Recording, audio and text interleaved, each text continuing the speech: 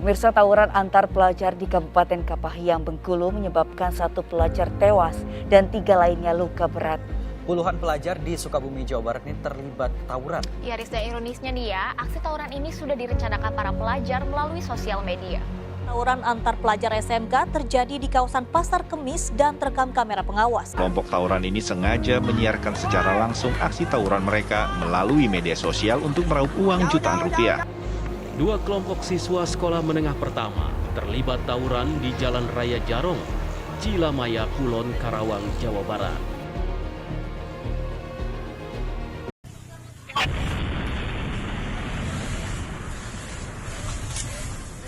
Seperti yang kita ketahui bahwa tawuran pelajar bukan merupakan suatu hal yang kita jarang dengar dan kita jarang lihat. Bahkan, tawuran pelajar pun marak terjadi di semua tingkatan pendidikan, terutama di SMA. Namun, apakah arti dari tawuran pelajar tersebut? Tawuran pelajar merupakan sebuah tindakan perkelahian massal berbentuk kekerasan yang dilakukan oleh geng antar pelajar yang mana bisa menyebabkan korban jiwa.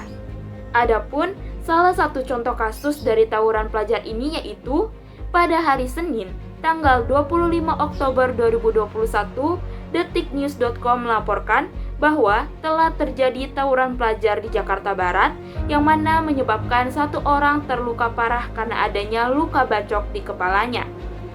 Awal mula dari adanya tawuran pelajar ini antara lain yaitu adanya saling saut menyaut di sosial media tentang kekuatan mereka, sehingga saat pertemuan tatap muka terjadi mereka pun melakukan tawuran untuk adu gengsi dan juga adu kekuatan. Sangat miris bukan? Biasanya tawuran antar pelajar dimulai dari masalah yang sangat sepele, seperti pertandingan yang berakhir dengan kerusuhan, saling ejek, rebutan pasangan, bahkan tidak jarang saling menatap pun menjadi sebuah perkara. Selain alasan-alasan yang spontan, ada juga tawuran antar pelajar yang sudah menjadi tradisi. Biasanya ini terkait dengan permusuhan antar sekolah yang sudah turun-temurun dan diperkuat oleh rasa solidaritas yang tinggi, sehingga para pelajar tersebut akan membalas perlakuan yang diterima oleh temannya. Ada sejarah, tradisi, dan cap yang lama melekat pada suatu sekolah yang lalu terindoktrinasi dari siswa senior kepada juniornya. Selanjutnya ada beberapa solusi atau resolusi konflik dari tawuran antar pelajar, yakni yang pertama, membuat peraturan sekolah yang tegas. Bagi para peserta didik yang terlibat dalam tawuran, baiknya diberi sanksi keras dengan mengeluarkannya dari sekolah. Setiap peserta didik harus dibuat takut dengan berbagai hukuman yang akan diterima jika ikut serta dalam aksi tawuran. Yang kedua yakni memberikan pendidikan anti tawuran. Peserta didik diberikan pemahaman yang lebih mendalam mengenai tata cara menghancurkan penyebab tawuran dengan melakukan tindakan-tindakan tanpa kekerasan. Yang ketiga, memisahkan peserta didik berotak kriminal dari peserta didik lainnya. Setiap manusia memiliki sifat bawaannya masing-masing, ada yang baik dan ada pula yang buruk.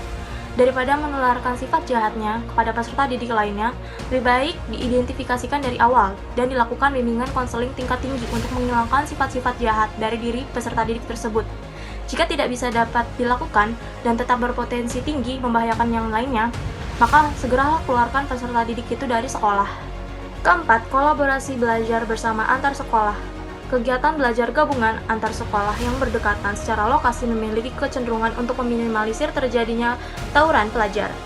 Dengan saling mengenal karena sering bertemu dan sering berinteraksi, maka jika terjadi masalah tidak akan langsung lari kepada tawuran antar pelajar, namun akan diselesaikan secara baik-baik. Damai dalam diri. Damai dalam negara. Damai tanpa tawuran.